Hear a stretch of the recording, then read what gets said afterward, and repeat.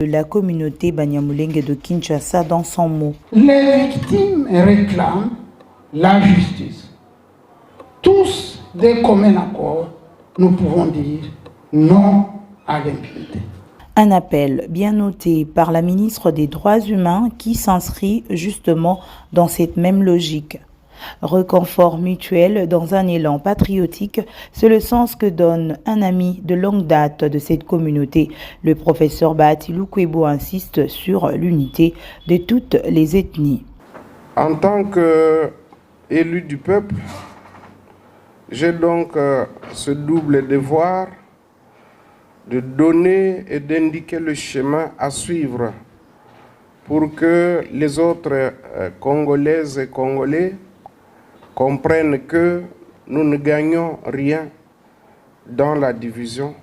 Haute personnalité de la communauté Banyamulenge, le ministre d'État des Infrastructures et Travaux Publics a comme témoin privilégié de cette malheureuse histoire insisté également sur la question de savoir ce qui s'était réellement passé, les mobiles et bien entendu les poursuites contre les auteurs physiques et intellectuels de ce qu'il qualifie de cruauté.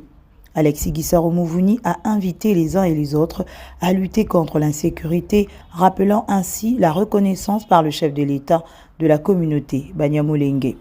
Mais aujourd'hui, et je ne dirai jamais assez combien j'apprécie le message que vient de délivrer la ministre des Droits humains, ma chère sœur, merci pour vos propos. Merci de faire comprendre que ce n'est pas un privilège que nous demandons ici, mais c'est un droit de savoir ce qui s'est réellement passé.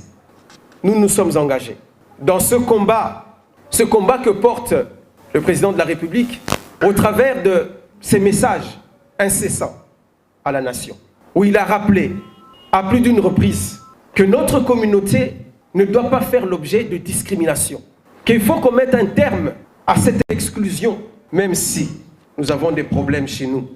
Même si par moments nous faisons face, par certains extrémistes, de discours d'exclusion, de discrimination, il vaut mieux être chez soi qu'à l'extérieur du pays.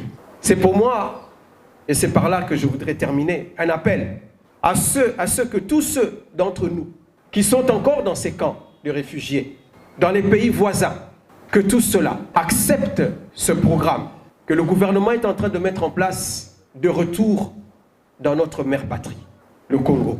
13 août reste un jour marqué de lettres de sang. Pour la petite histoire, en 2004, les forces nationales de libération ont pris pour cible principalement les réfugiés Banyamulenge des Congolais du Sud Kivu dans le camp de Gatumba au Burundi.